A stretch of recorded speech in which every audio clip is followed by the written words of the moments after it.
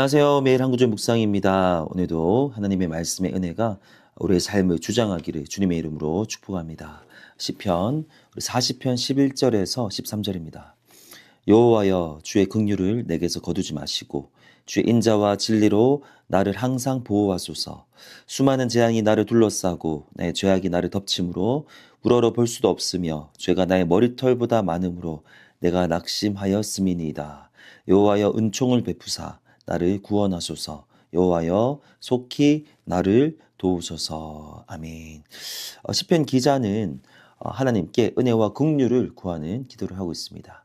이것은 다윗의 시로 알려져 있습니다. 우리가 잘 알고 있는 그 믿음의 사람, 용맹한 장수였던 그리고 경건한 왕이었던 다윗이 이러한 기도를 하고 있다라는 것을 우리가 기억할 필요가 있습니다.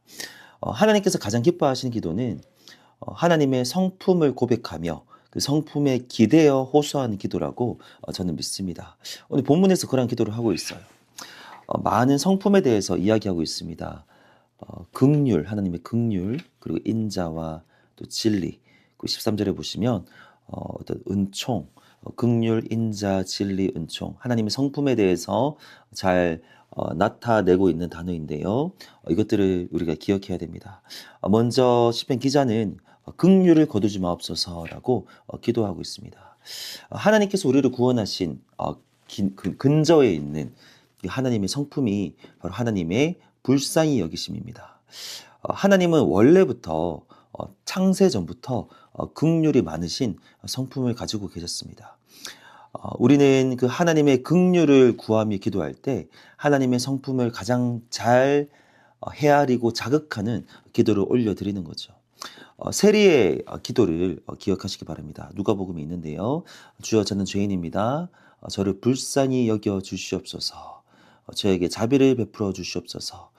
이렇게 기도했을 때 예수님은 이 기도를 드린 세리가 의롭다 하심을 받고 돌아갔다라고 선포하셨습니다. 시편 기자는 계속해서 인자와 진리로 나를 향하여 나를 항상 보호하소서라고 기도하고 있습니다. 하나님의 자비로우심, 인자하심, 진실하심으로 나를 보호하여 주시옵소서. 12절은 시편 기자의 인간적인 모습이 나오고 있는데요. 수많은 재앙이 나를 둘러싸고 나의 죄악이 나를 덮침으로 하나님 우러러 볼 수도 없으며 죄가 나의 머리털보다 많음으로 내가 낙심하였음이니이다. 죄악이 나를 덮쳤기 때문에 죄를 지었다라는 거예요. 이 시편 기자는 지금 시편 40편 전체적으로 보시면 그냥 초신자가 아닙니다. 굉장히 거룩한 사람이고 경건한 사람임에도 불구하고 삶 가운데 이 땅에서 우리가 죄로부터 완전히 자유로울 수는 없다라는 것을 잘 보여주고 있습니다. 다윗이 이런 고백을 하는 거예요. 죄악이 나를 덮쳤습니다. 죄를 지었다라는 거죠. 그래서 하나님을 우러러 볼 수도 없습니다. 또 세리의 기도가 또 생각나지 않습니까? 하나님을 향하여 하늘을 우러러 볼 수 없는 상태에서 가슴을 치면서 기도했을 뿐이에요. 시편 기자는 계속해서 고백합니다. 죄가 나의 머리털보다 많음으로. 얼마나 많다라는 고백입니까? 나의 머리털보다 나의 죄악이 많음으로 내가 낙심하였음입니다. 이 시편 기자는 재앙이 그를 둘러싸고 있기도 하지만 죄악이 덮쳤습니다. 죄로부터 헤어나오지 못하고 있어요.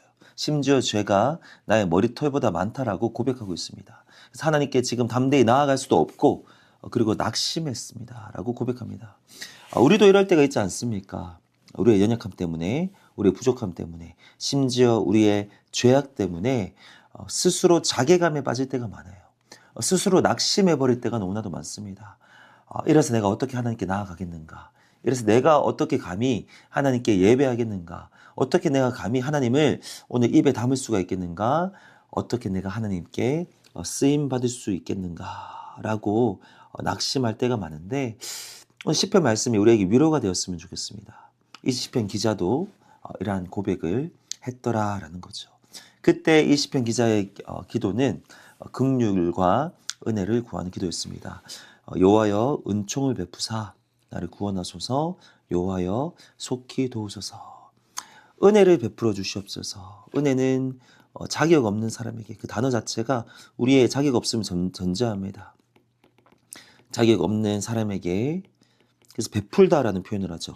안 베풀어도 되는데 긍휼의 마음으로 은혜를 베풀어 주시는 거예요. 자기가 없는 마음으로 베풀어 주시는 하나님의 어떤 호의, 조건적이지 않은 무조건적으로 베풀어 주시는 어떤 좋은 의도, 은총, 은혜를 이야기하고 있습니다. 우리도 오늘 이러한 기도를 올려드리면 좋겠습니다. 물론 우리가 잘한 것 있죠. 하나님 앞에서 순종하며 잘 살아온 것들이 있습니다. 그런데 그것도 하나님의 은혜로 말미암았던 거예요. 우리가 하나님께 기도할 때 우리가 내세울 것이 없습니다. 오히려 이 12절의 말씀처럼 우리의 연약함 때문에, 우리의 죄 때문에 낙심하며 하나님께 나아가지 못할 때가 더 많아요. 그때 우리가 기도해야 될 자세는 하나님 긍휼을 거두지 마시고 인자와 진리로 나를 보호하여 주시옵소서. 내가 스스로 죄를 이길 수 없습니다. 이 재앙의 문제를, 이 재앙은 나의 삶의 문제를 이겨낼 수 없습니다. 주님께서 나를 보호하여 주시고 자격 없는 나에게 은혜를 베풀어 주셔서 나를 이 재앙에서 구원하시고 나를 도와주시옵소서.